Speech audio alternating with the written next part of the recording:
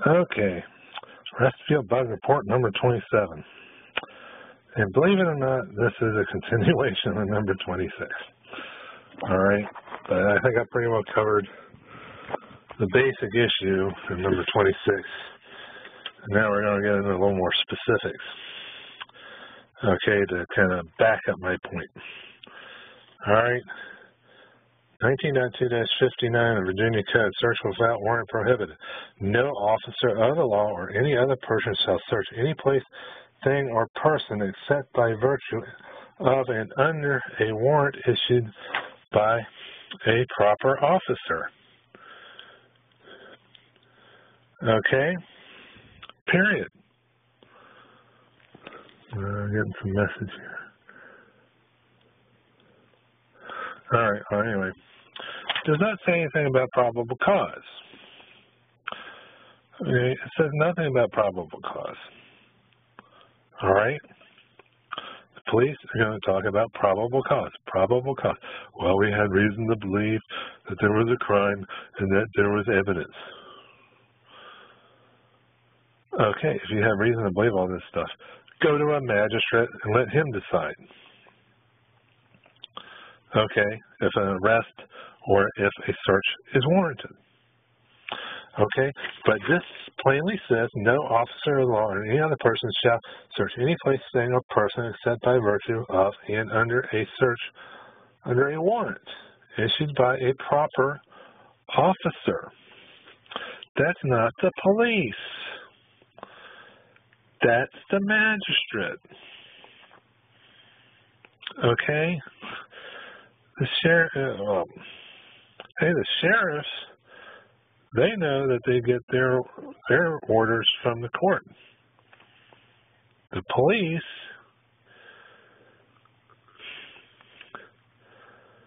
well, the sheriff should know anyway, but I don't know if they do. But the police should also know this. Okay? Police or sheriffs are not the same. Sheriffs actually work directly for the court. The police do not. Okay? They may be working with the court, but they don't work for the court. The police are actually a branch, of the executive branch. All right? Okay? As far as I know, that's the way it really works. All right? So, no police don't issue warrants, okay? Not arrest warrants or search warrants. They don't. And the sheriffs, they know this, right? And the lawyers should know this as well. And the lawyer, when I go to talk to a lawyer about this, all I get is, well, you can't expect them to go to the magistrate. Oh, yes, I can. It's in the law, and you should know that. All right? And then the lawyer starts talking about probable cause. Where is probable cause in here anywhere? Doesn't even talk about probable cause. Okay? No search without a warrant. All right, now you go look for probable cause, and then you present that to the magistrate, and the magistrate actually decides if there's going to be a warrant issued or not. Not you cops, okay? All right? That's how it's supposed to be done, and I think this is the whole issue that Randy has. And you need to get a lot more specific about it. Okay? The magistrate decides if there's jurisdiction in this matter. Okay? And that's the whole. And no, I don't know if they're giving the traffic tickets to the magistrate or just some common clerk at the court. I don't know. But, people need to demand their rights. You have a right to speak to a magistrate before, okay? You can claim freedom of speech, but you have to get more specific about it. They have a duty to give you the opportunity to speak to a magistrate first. So claim that right.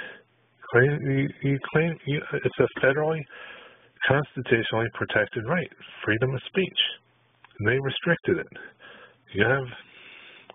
They're required to give you the opportunity to speak to that magistrate first before that magistrate decides if there's going to be any kind of warrant. The thing is, before any warrant, you have the right to speak to a magistrate first before the decision is made that a search or an arrest is warranted, or that not a search, but a search or or if you're to be held in jail, which is the purpose of an arrest. Okay. All right, let's get really specific about this. Okay, you have a right to speak to a magistrate, that's freedom of speech, before any decision is made regarding a warrant for a search or a warrant for arrest. Well, not warrant for arrest, but you have a right to speak to a magistrate before any decision is made regarding a search of your person or whether or not you are to be held in jail. Okay. That's you have that right. Okay. And that's laid out in the law. Okay, that's process, it's due process as well. So, the thing is, let me read you something else I just discovered the other day. All right, and I was looking for where in the law they're required, I'm having to put the phone down here, where they're required to give you the opportunity to speak to a magistrate. Here in Virginia, I actually found it. Looking at 19.282, you won't find it. I mean, you will find it where they're supposed to give you an opportunity, but they don't actually, most of the time, at least with traffic tickets, they disregard that part. But here's the law where they, in the motor vehicle code, okay, 46.2. And also, this is where you get your opportunity to speak to a magistrate. The thing is, you have to demand it. Okay? You have to demand it. That's the trick. If you don't demand it, at the right time, see, I kind of knew this. I knew that you had to assert your rights at the right time. You have to do that in court all the time. Well, you have to do that with the police as well. Even before you see a magistrate, okay? This is the time, when that policeman pulls you over, you got to be thinking about, do you talk to the police or do you keep silent? I mean, that's what most everybody's thinking about. But here's the real issue. You need to be talking to a magistrate, not the policeman, okay? That's the thing. That's the trick. All right, you need to assert your right to keep silent with the police officer and to speak to a magistrate because he's the one who really has the authority. Problem is that even the lawyers and the magistrates and everybody in the court don't seem to understand this. They've allowed the police to take over their duties. They shouldn't be allowing that. So it's not just what the police are doing wrong, it's what the magistrate and the court is neglecting to do. And you need to assert your rights to make sure that the magistrates do their job. Okay? Here's how you do it. I just found this. I'm going to start from the beginning of the paragraph. This won't take too long. I know everybody's impatient. All right, listen. When under 46.2-936. All right. I mean, you got to go through 900 and some rules before you come across this one. All right. Whenever any person is detained by or in custody of an officer, including an arrest on a warrant for a violation of any provision of this title, the Motor Vehicle Code, punishable as a misdemeanor, the arresting officer shall, except as otherwise provided in 46.2-940, take the name and address of such person and the license number of his motor vehicle and issue a summons or otherwise notify him and issue a summons, okay, or otherwise notify him in writing to appear at a time and place to be specified in such summons or notice, period. Notice. Didn't say anything about demanding a driver's license. Name and address and license number on the plate, not a driver's license. Okay, so that's all you should have to give them. All right, notify him in writing to appear at a time and place to be specified in such summons or notice. Such time shall be at least 5 days after such arrest until the person arrested demands an early, unless the person arrested demands an earlier hearing. Notice the word demands.